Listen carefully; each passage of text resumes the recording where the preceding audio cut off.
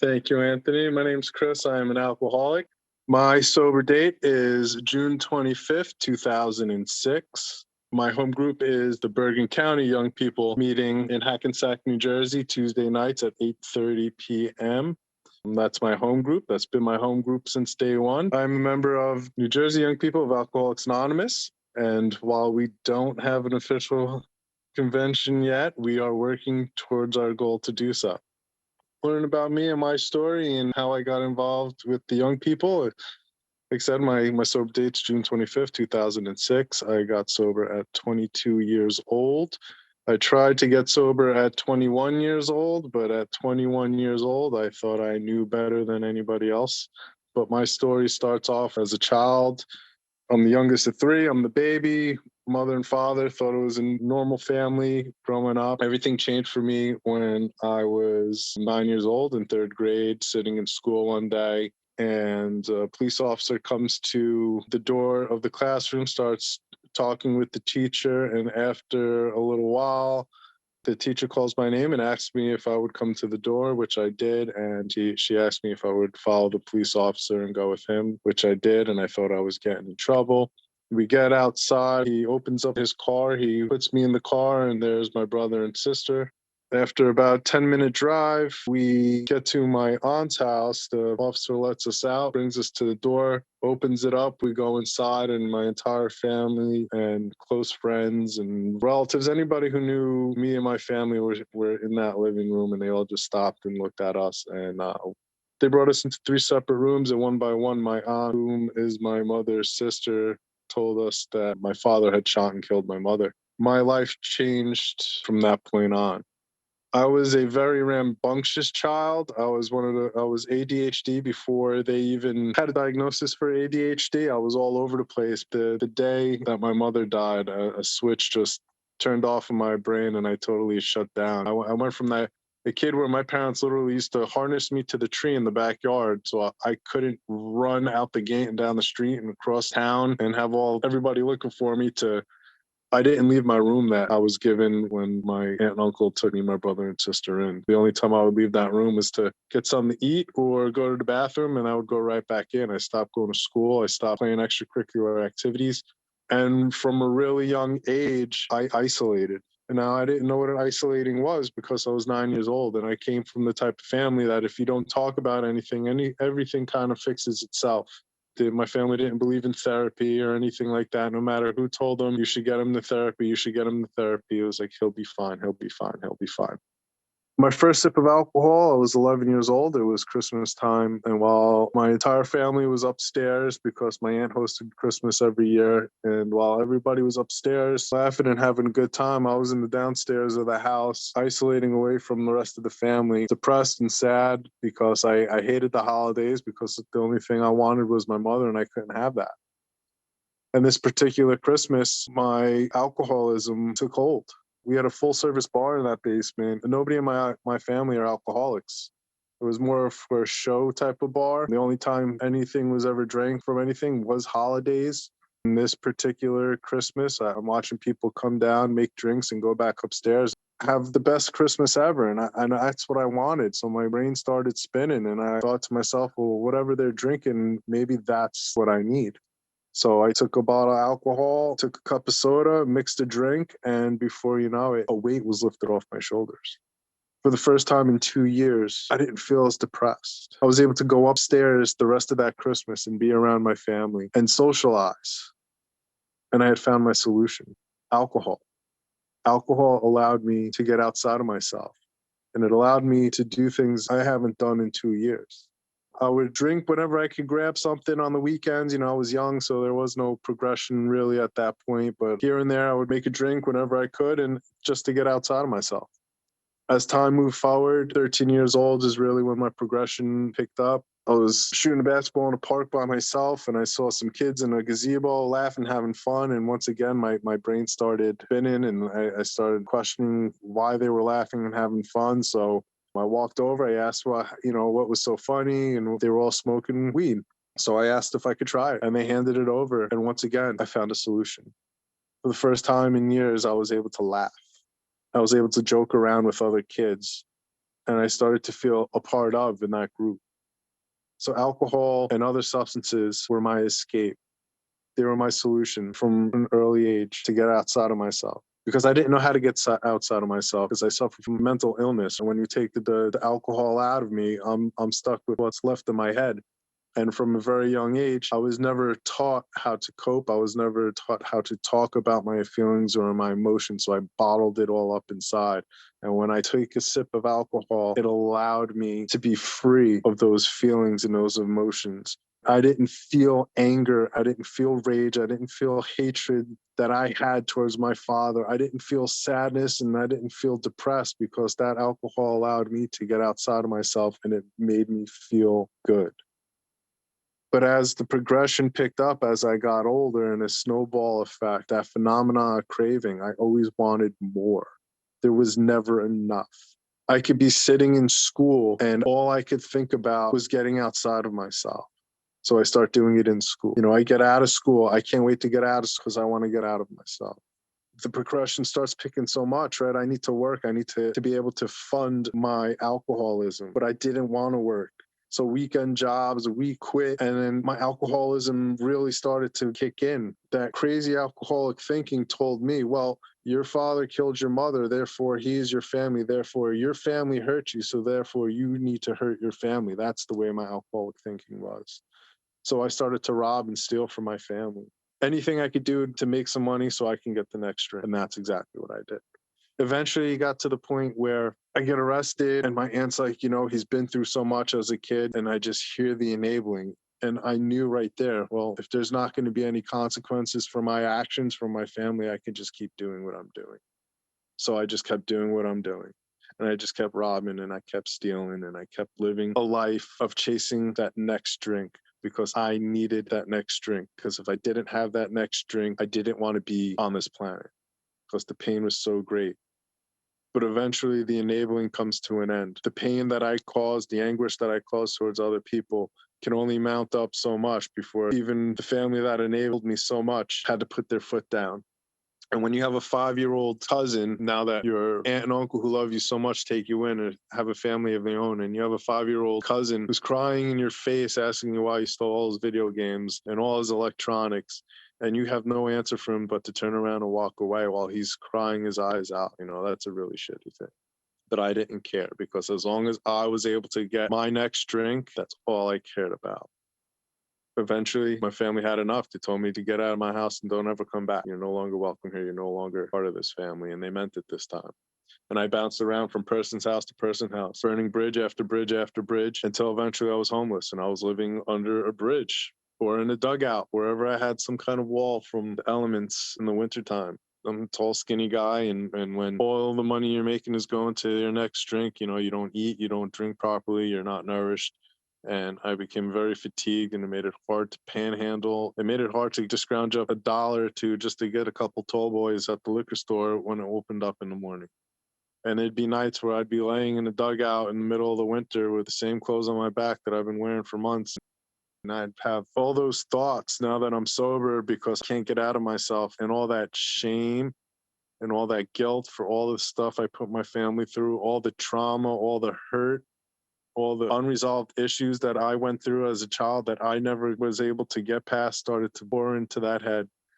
And that was right there when I decided, to take my life. So I walked to a bridge and I decided I was going to jump off the bridge because if my family wanted nothing to do with me and I had no friends, what's the point of living?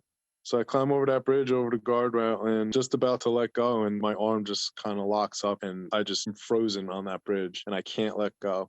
And I remember telling myself, you can't even do that right. I knew right there I was worthless. I climbed back over that railing, and I had that long, aimless, wandering walk down that bridge and down a highway. I felt soulless.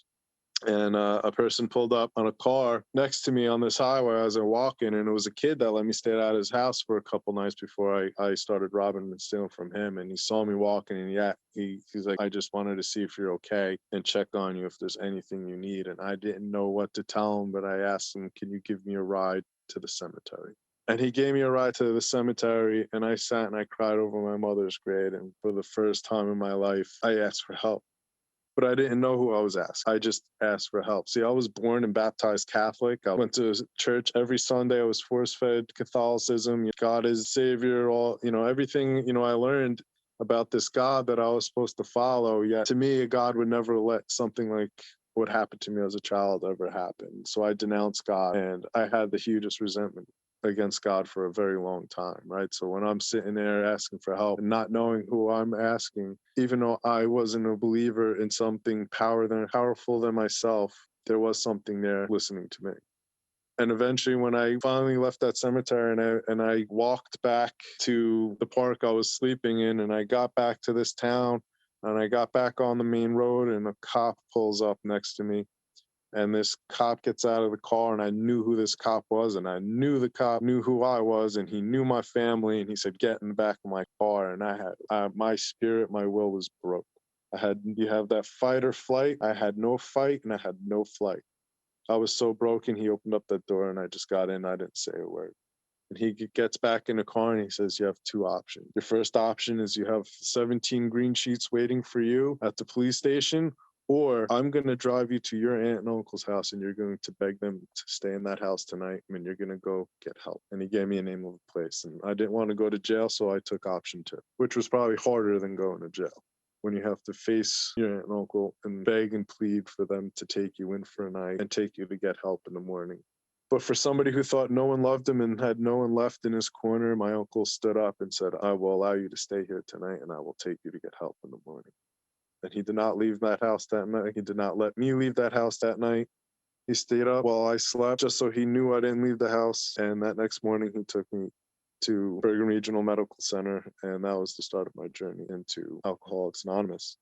They wouldn't let me into any inpatient program because I was not drunk or high at the time. And when he started to beg and plead to some of the counselors, and he started telling them what I've been through as a child, not knowing that in the next room was one of us, the director of the outpatient program, who was listening to my uncle the whole time and came out of her office and said, "Go down to the ER right now." And then we went down to the ER, and I sat in the ER for 6 hours before they told me that couldn't get me into any bed and that you can start IOP that Monday. So I had to make it through the rest of Friday, Saturday, and Sunday. And they gave me a meeting book, and I opened up that meeting book, and it was a meeting in my town, and my uncle took me to that meeting in that town. And I remember standing in front of that door. It was the scariest thing that I ever did in my entire life. That fear of unknown, not knowing what was behind that door waiting for me. And after I mustered up enough strength to open that door and go in, and I see all these people sitting in chairs, and I see a bunch of them stop and like stare at me, and I'm just kind of frozen again. And old timer said, "Are you going to stand there? Or are you going to sit your ass in the seat?" And I sat down, and I sat through the whole meeting. And that same old timer came up to me, and we started chatting, and he walked with me to my uncle. And after a couple minutes, he relieved my uncle of his duties. And he said, "You're going to be with me the rest of this weekend. I'm going to pick you up. I'm going to take you to meetings. And I have a feeling I know a good meeting that you'd like." So that weekend, he took me to a bunch of meetings. That Friday, my first meeting was August 5th, 2005.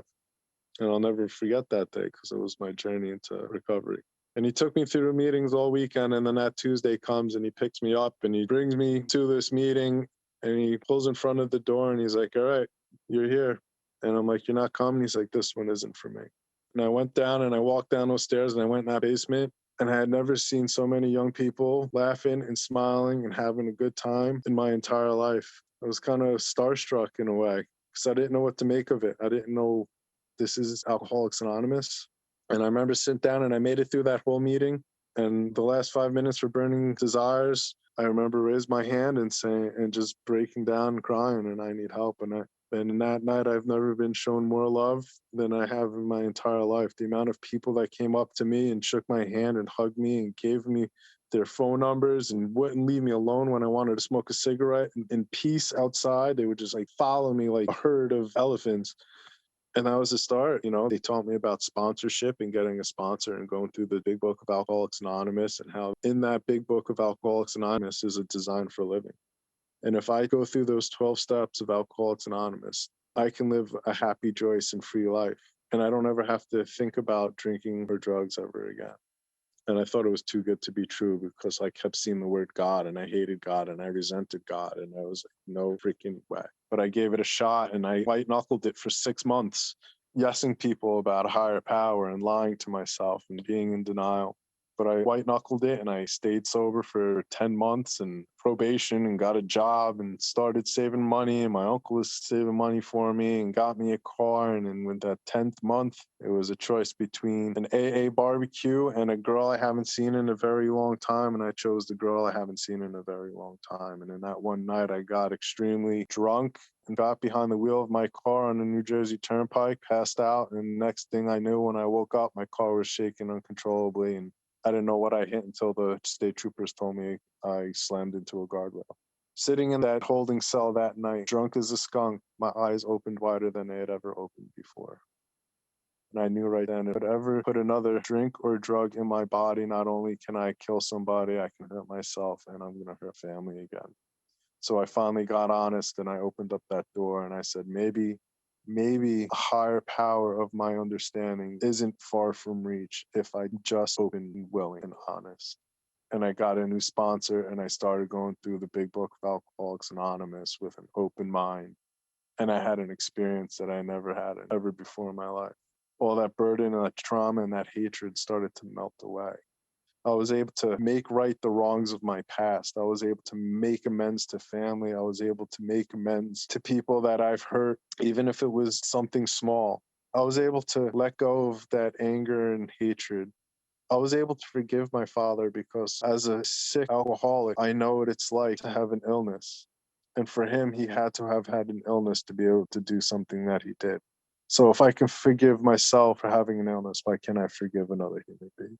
And my perspective started to change. And I started to look at life differently. And I started to think differently. And I started to walk differently. And all those promises Alcoholics Anonymous talked about started to come true. I started to see those gifts. But after about 2 years, I met the girl of my dreams, or quote unquote, the girl of my dreams. She was my eighth grade crush from school that I haven't seen in a really long time and rekindled. And she was not one of us. We ended up dating and we ended up having a child together and we got married and AA started to take a back seat. And I started to focus more on the marriage and being a father than I did focusing on me and my recovery. And eventually, Alcoholics Anonymous was no longer being able to be seen from the rearview mirror. And I became an extremely dry alcoholic. And for 6.5 years, I stopped going to meetings. I stopped doing service. I stopped talking to my network. And I focused only on the marriage and my child. And eventually, I stopped focusing on the marriage and I focused on just being a good parent. And slowly but surely, character defects and started to pile on and pile on and pile on. And everything started to crumble around me. My marriage crumbled.